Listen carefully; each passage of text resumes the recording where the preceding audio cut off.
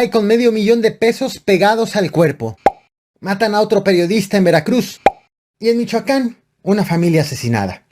Bienvenidos al Caporal del 19 de agosto. ¡Comenzamos!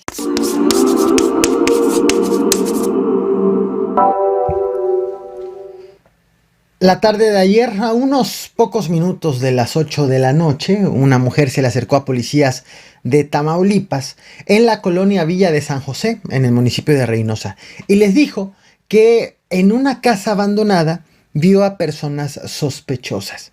Los agentes se movieron al lugar, vieron que el inmueble no tenía puertas, se asomaron y encontraron esto que ves en pantalla. Se trata de 33 paquetes hechos con cinta canela con 160 kilos de hierba que fueron entregados a la Fiscalía General de la República para que analice si se trata de lo que todos sospechamos, de marihuana.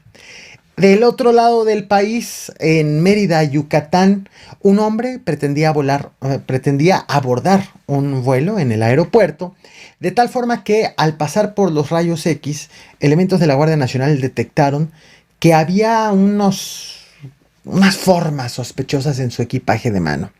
Le pidieron revisar bien el equipaje y se percataron que en los tobillos llevaba otros bultos. Lo revisaron y ¿qué es lo que le encontraron? Bueno, era 3 fajos de billete, como ves en pantalla, en cada tobillo.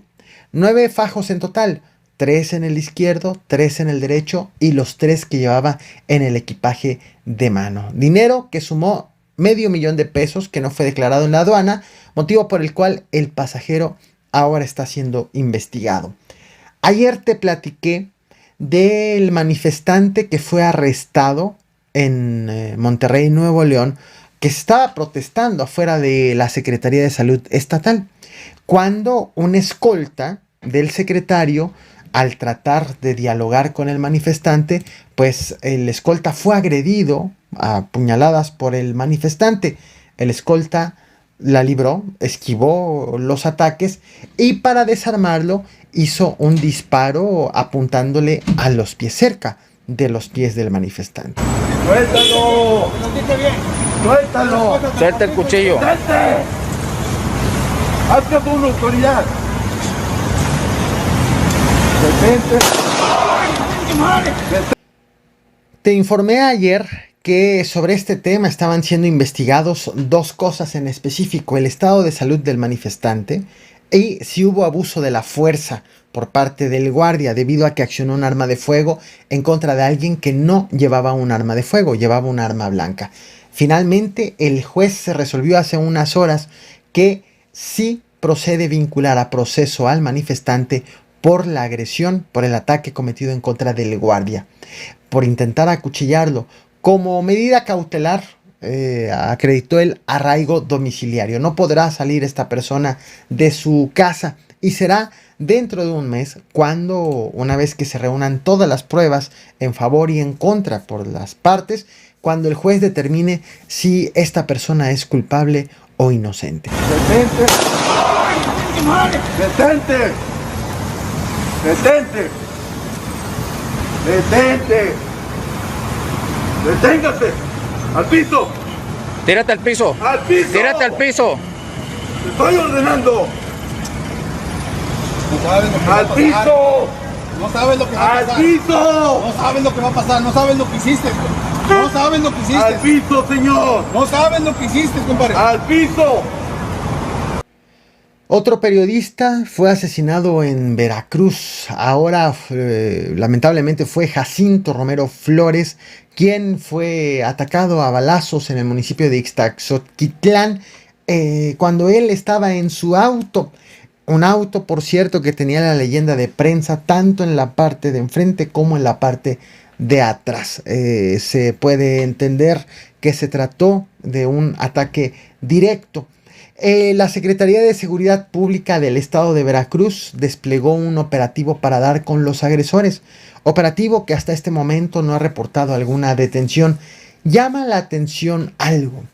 Los policías están buscando a los agresores.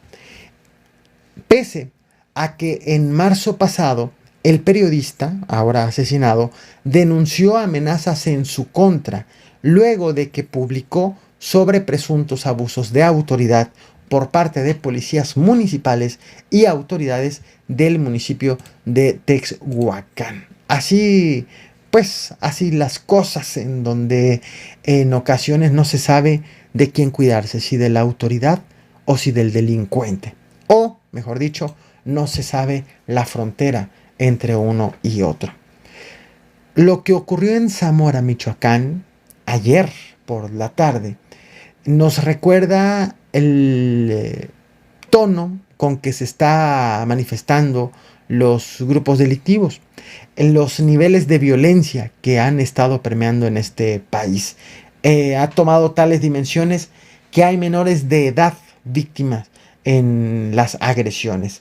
La tarde de ayer, esto en el municipio de Zamora, Michoacán, en la colonia Miguel Regalado, llegó a una vivienda un grupo armado. Personas armadas que abrieron fuego en contra de los presentes en esta casa. ¿Cuál fue el balance? Bueno, estás viendo la calle del lugar de los hechos. Mataron a las 4 personas que estaban adentro. 4 personas de una misma familia. 2 mujeres, una de ellas mayor de edad, un hombre y un niño menor de 4 años de edad. Tanto el hombre como el niño continuaban con vida tras el ataque, sin embargo fallecieron tras ser llevados a un hospital. Como suele ser común, existe poca información sobre este acontecimiento por parte de las autoridades, y digo suele ser común porque muchas cosas pasan en Michoacán de las cuales no nos enteramos, o es difícil enterarnos y tener los datos completos sobre este tipo de sucesos, dado el vacío de información por parte de la autoridad. Y quedan muchas preguntas como ¿quién puede entrar y salir de un domicilio y cometer un crimen de este tipo? Las autoridades, si bien en algunos casos no informan, en otros casos minimizan. Vale mucho la pena recordar, y con esto termino este video, las palabras del gobernador Silvano Aureoles hace apenas un par de días sobre la violencia en Cualcomán, un municipio de donde las personas están huyendo justo por la incidencia delictiva en su lugar de origen. Las palabras del gobernador que fueron enfocadas a minimizar lo que está ocurriendo en este municipio. Preocupante lo que ocurre no nada más en Cualcomán, no nada más en Zamora, sino en todo el estado de Michoacán y en otros puntos de la República Mexicana. Nos vemos al rato, 11:30, aquí. Escuchemos al gobernador de Michoacán. Pero en realidad en los hechos son una disputa ahí que de repente se viraliza, digamos, el dato, porque ni siquiera hay, digamos, la violencia que pudiésemos imaginarnos. Son intercambio de disparos de un cerro a otro, pero obviamente la gente que vive en las comunidades de ese rumbo, pues tiene temor, tiene miedo. Sin embargo, ahí estamos de manera permanente con la Policía Estatal y coordinados con la Defensa para brindarle el auxilio a la población.